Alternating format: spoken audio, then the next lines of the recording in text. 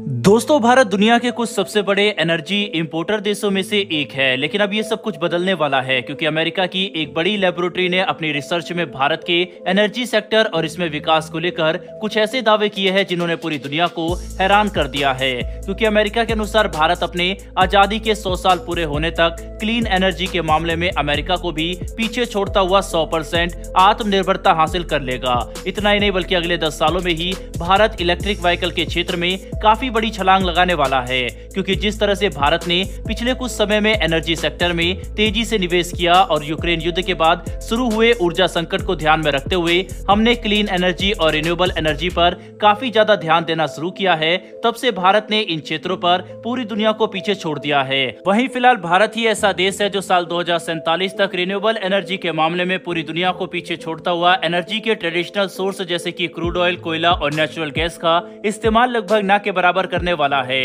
दरअसल दोस्तों, अमेरिका के डिपार्टमेंट ऑफ डिफेंस की एक मशहूर लेबोरेटरी जिसे लॉरेंस ब्रेकली नेशनल लेबोरेटरी के नाम से जाना जाता है, इन्होंने भारत के एनर्जी सेक्टर पर रिसर्च करते हुए एक काफी बड़ी रिपोर्ट पब्लिश की है, जिसमें अमेरिका ने दावा किया है कि साल 2047 तक भारत क्लीन एनर्जी में 100% आत्मनिर्भरता हासिल कर लेगा और साल 2035 तक भारत में बिकने वाली सभी नई गाड़ियां इलेक्ट्रिक व्हीकल होंगे। यानी रिन्यूएबल एनर्जी और इलेक्ट्रिक व्हीकल के क्षेत्र में भारत काफी बड़ी छलांग लगाने वाला है। वहीं पर अमेरिका ने अपनी रिपोर्ट में कहा है कि भारत में हो रही रैपिड इकोनॉमिक डेवलपमेंट और लगातार बढ़ती एनर्जी डिमांड की वजह से आज भारत अपनी जरूरत का 90% क्रूड ऑयल, 80% इंडस्ट्रियल कोयल और 40% नेचुरल गैस दूसरे देशों से इंपोर्ट करता है, जिसकी सप्लाई लाइन में लगातार बदलती कीमतें भारत के लिए काफी बड़ी चुनौती है, जिसकी वजह से भारत के फॉरेक्स रिजर्व और बजट पर बुरा असर पड़ता है और इसका असर हम बाद में देश में हो रहे इन्फ्लेशन यानी महंगाई के तौर पर भी देख सकते हैं, जिससे देश में अस्थिरता आने की संभावना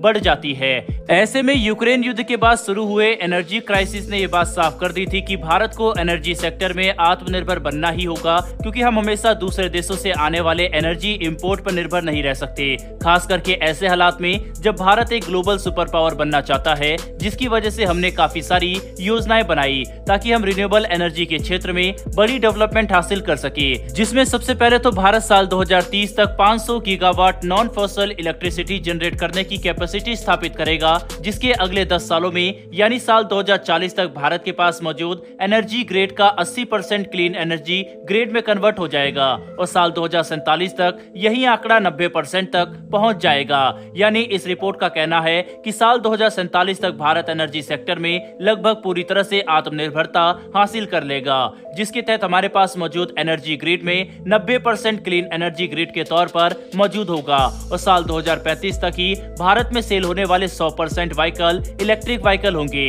जो भारत में हाल ही में मिले विशाल लिथियम रिजर्व की वजह से संभव हो सकता है। दोस्तों, भारत में इलेक्ट्रिक व्हीकल के इकोसिस्टम और मैन्युफैक्चरिंग को सपोर्ट करने के लिए साल 2040 तक भारत को लगभग 2 मिलियन टन लिथियम की जरूरत होगी, जो भारत में पाए गए लिथियम रिजर्व से पूरा किया जा सकता है, क्योंकि हाल ही में भारत को जम्मू कश्मीर में 5.9 मिलियन टन लिथियम रिजर्व मिले थे, जो इंडस्ट्री ग्रेड के हैं और इन्हें इलेक्ट्रिक व्हीकल और उनकी बैटरी की मैन्युफैक्चरिंग के लिए आसानी से इस्तेमाल किया जा सकता है, जिसकी वजह से दूसरे देशों से आने वाले लिथियम पर भारत की निर्भरता अब पूरी तरह से खत्म हो जाएगी।